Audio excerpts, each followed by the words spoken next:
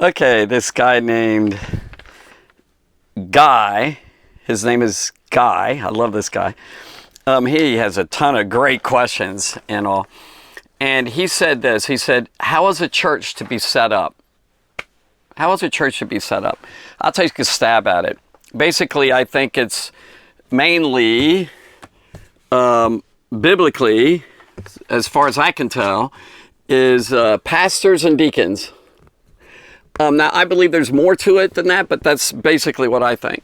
Okay, so pastors, and I think there's, if I count them, six different terms, at least five. They all mean the same thing if you check it out, like Acts 20 compared to like 1 Timothy chapter 3, I think, and then Titus chapter 2, I think, maybe 3. Anyway, so just passage after passage. Also, you take 1 Peter chapter 5, that passage. Anyway, put them all together. Hebrews is another one. I keep thinking of more. Hebrews 13. And they're mentioned like pastors, meaning overseers. Bishops is a name or another word. A lot of people do bishops and then pastors. Bishops over pastors, not biblical. Bishops, elders, and by the way, they're all plural. There's not one place ever when a church is supposed to have just one elder. Now, if it starts out that way, like an elder over a few in the congregation, I understood. But you build them and you strengthen them and they grow into an elder, meaning a mature Christian. Typically older, in my opinion, but it doesn't have to be. Timothy was young and he said, don't let anyone despise your youth. Now, was he a pastor? Maybe. He was definitely seemed to be over church affairs and everything.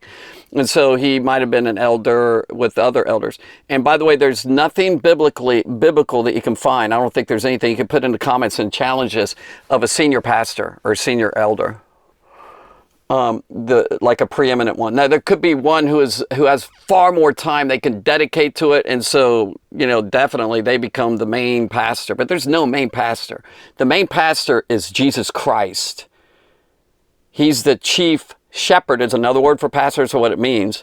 First Peter says that. He said he's the chief and we're all examples. Don't lord it over anyone. We're just to be, as pastors, elders of a church should just be examples and they should be helping people in counsel. Now there is a portion of authority in that person. It says obey those who have the rule over you. In Hebrews it says.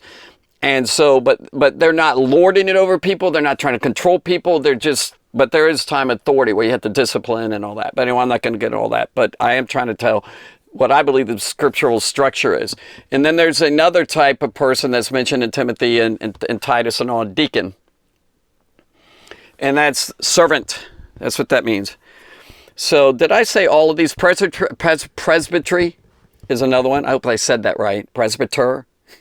That person is another one. I think I said all of them. I can't think of everything right offhand.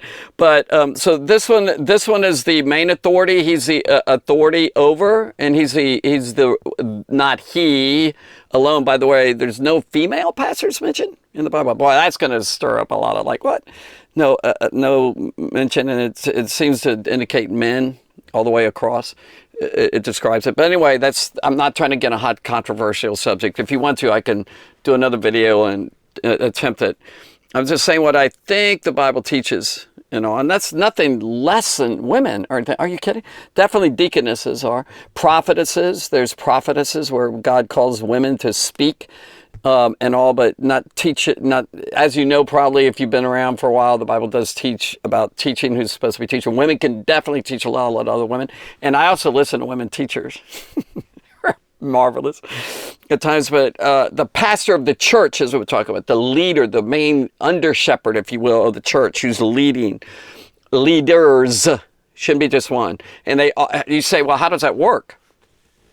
I think what it's really about is they realize that Jesus is the chief shepherd. He's the main elder, the main pastor here, and we all look to him to guide us, and then God will use certain men and certain women speaking in the lives of men. Oh my goodness, if I was married, I'd be listening to my wife continually. I'd be like, what do you think? What do you think? So it's a combination there. And they might not be in a position of ruling, but they can help rule like crazy, churches. Anyway, they definitely have to listen, because the Spirit of God speaks to women just as much as men and all. So deacons are under the pastors, and then you have the congregation. But again, Jesus warned very clearly in Matthew 23 not to call people rabbis, masters, and teachers. Like rabbi meaning a master type teacher. And there are teachers, God calls people to teach. But fathers is the other one. So those three, he said, don't call them, don't like title them really important. There's people that say pastor so-and-so, and I understand there's an office there that's respectful, but I try and avoid it myself in my own life. I'd rather just be Gordon or whatever. And so I think this is kind of the setup biblically.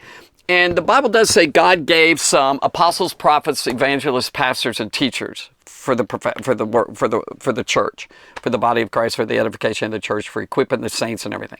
So there might be some lead evangelists in there that need to get up and teach on how to evangelize, like how to go win the lost.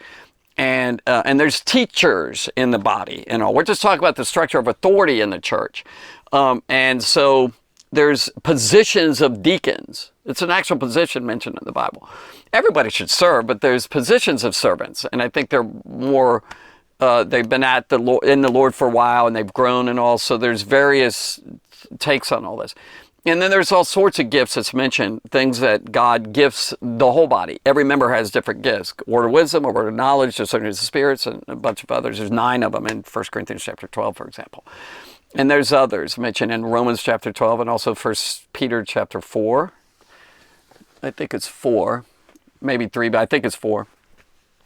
Being good stewards of the gifts that God's given you. It says that different callings, there's different gifts, there's different operations, there's functions in the body. It's really beautiful. But those are the major structured positions of order that God has set up in the church. And so I think it's important to follow those. And so thanks for the question, Guy.